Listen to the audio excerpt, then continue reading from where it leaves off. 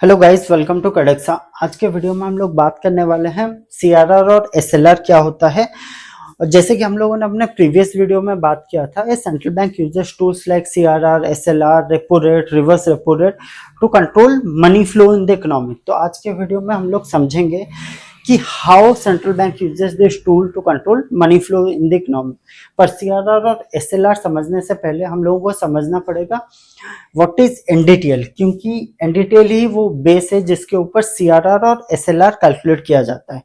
So NDTL is the total deposit a commercial bank holds with the public, excluding the deposits that bank themselves keep with other banks.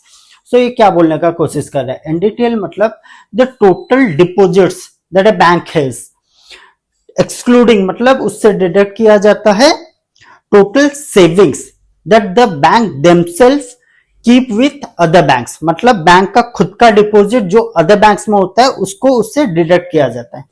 सो देखा जाए तो all the deposits वो क्या होता है bank के लिए, लायबिलिटीज, राइट, बिकॉज उसका पैसा तो बैंक को, कस्टमर्स को वापस ही देना पड़ेगा विथ इंटरेस्ट। सो चलो इसे और थोड़ा अच्छे से समझते हैं and let's see the formula of A NDTL. So NDTL is equal to demand liabilities plus time liabilities plus other demand and time liabilities minus deposit with other banks. So NDTL क्या है? So basically वो तीन liabilities के बारे में बात कर रहा है। हम लोगों ने ओवरऑल बात किया कि all the deposits are liabilities.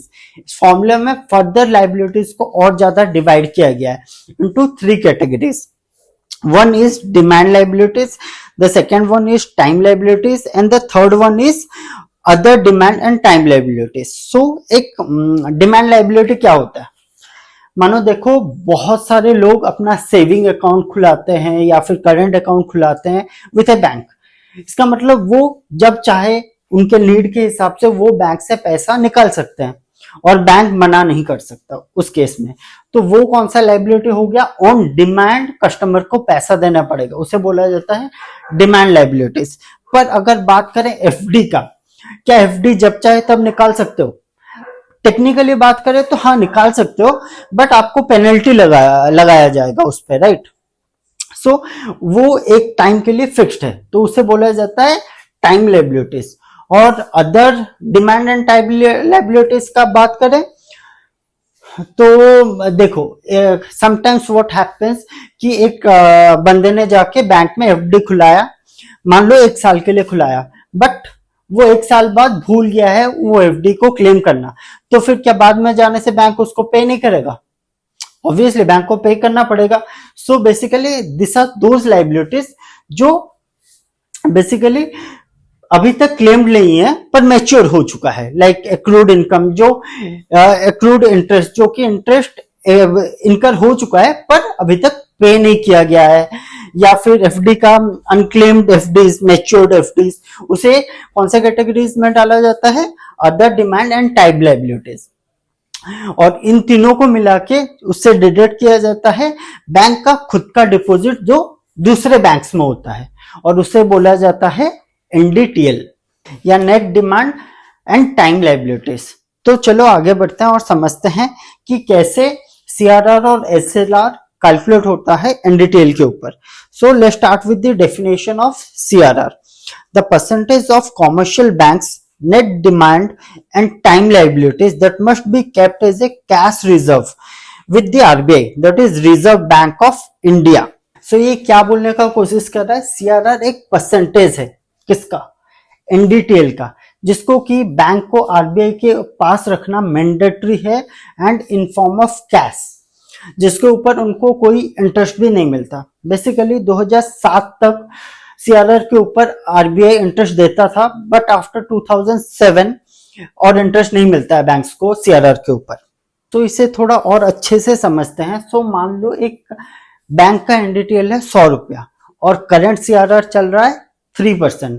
So NDTL का 3% मतलब 3 रुपया बैंक को आरबीआई के पास एज ए रिजर्व रखना पड़ेगा, जिसे बोला जाता है सीआरआर।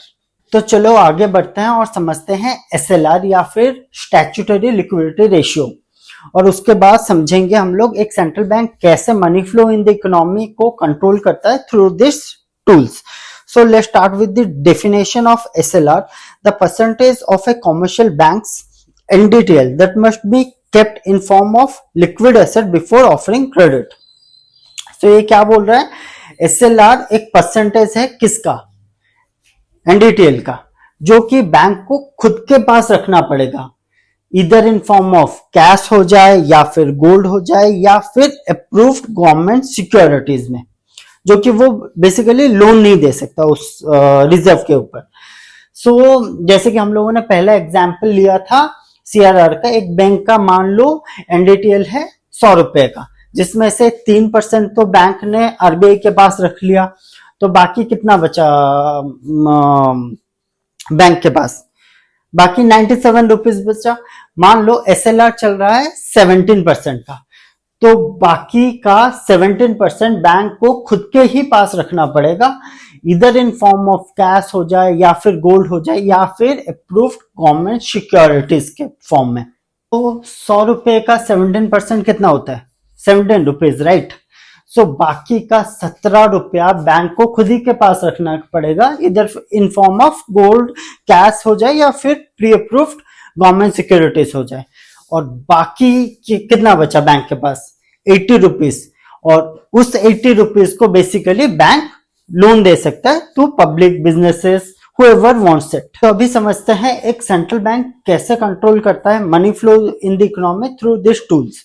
सो बेसिकली मान लो एक इकोनॉमी में इन्फ्लेशन काफी बढ़ गया है, मान लो एक लिमिट से ज्यादा हो गया है. Now RBI wants to control the money flow in the economy और रिड्यूस करना चाहता है इन्फ्लेशन. सो आरबीआई क्या करेगा, सीआरआर जो पहले 3% पे था उसे बढ़ा के मान लो उसने कर दिया 5% पे, और एसएलआर जो 17% पे था उसे बढ़ा के कर दिया वो 20%. नाउ जो 3% या फिर 3 रुपया बैंक को आरबीआई के पास रखना पड़ता था, अभी उस वो 5% रखना पड़ेगा, दैट इज 5 रुपीज. और जो खुद के पास रखना पड़ता था दैट इज एसएलआर 17 रुपए रखना पड़ता था, अभी उसे रखना पड़ेगा 20 रुपया. इन टोटल कितना हुआ, मान लो 100 रुपए का एनडीटीएल है, उसमें से 25 रुपया आरबीआई को, ये आरबीआई के पास या खुद के पास एज ए रिजर्व बैंक को रखना पड़ेगा. उसका मतलब उनको उनके बैंक्स के पास लोनेबल अमाउंट कम गया ना, राइट. पहले कितना हुआ करता था 80 रुपीज, अभी कितना हो गया 75 रुपीज, राइट. तो अभी बैंक्स को अपना प्रॉफिट बढ़ाने के लिए क्या करना पड़ेगा, इंटरेस्ट रेट बढ़ाना पड़ेगा. और इसी तरीके से central bank money flow in the economy को कंट्रोल करता है, क्योंकि अगर इंटरेस्ट रेट बढ़ गया कम लोग पैसा लोन लेने बैंक के पास जाएंगे. अगर घट गया, मान लो आरबीआई ने सीआरआर और एसएलआर को घटा के मान लो 3% से 2% कर दिया, या फिर 17% से मान लो 12-14% कर दिया, तो इंटरेस्ट रेट कम जाएगा और ज्यादा लोग जाएंगे बैंक के पास लोन लेने के लिए. और इसी तरीके से एक central bank money flow in the economy को कंट्रोल करता है. और क्या इसके अलावा कोई और रीजन है एसएलआर और सीआरआर को मेंटेन करने के लिए? Yes, to ensure liquidity in the bank. So मान लो एक बैंक का एनडीटीएल है 100 रुपया, जिसमें से 20 या फिर 30 रुपया आया है through saving account and current account. इसका मतलब कस्टमर जब चाहे बैंक से निकाल सकता है वो पैसा को, उसके लिए ऊपर तो कोई टाइम लिमिट नहीं है. मान लो बैंक ने 100 रुपये, पूरा 100 का 100 रुपया लोन पे दे दिया. जब सेविंग अकाउंट वाला आएगा या फिर आएगा करंट अकाउंट वाला आएगा पैसा निकालने के लिए, तो बैंक के पास तो पैसा ही नहीं होगा, तो फिर वो क्या देगा. और इस सिचुएशन को से बचने के लिए आरबीआई ने ये मैंडेटरी किया है कि सीआरआर और एसएलआर हर एक बैंक को मेंटेन करना मैंडेटरी है. और एक बात हम लोग डिस्कस करना भूल गए यहाँ पे, एसएलआर के ऊपर बैंक्स को इंटरेस्ट मिलता है, क्योंकि अगर गोल्ड का हम लोग जानते हैं कि प्राइस धीरे धीरे बढ़ता रहता है, सेम एज गवर्नमेंट सिक्योरिटीज के ऊपर हम लोगों को इंटरेस्ट मिलता है. तो बैंक अगर वहां पे इन्वेस्ट करता है तो ऑब्वियसली उनको उसके ऊपर इंटरेस्ट मिलता है, बट सीआरआर के ऊपर उनको कोई भी इंटरेस्ट नहीं मिलता है. So this was our topic for the day, that is CRR and SLR. अगर आपको वीडियो अच्छा लगा हो तो do like share and subscribe. And अगले वीडियो में हम लोग डिस्कस करने वाले हैं repo rate and reverse repo rate.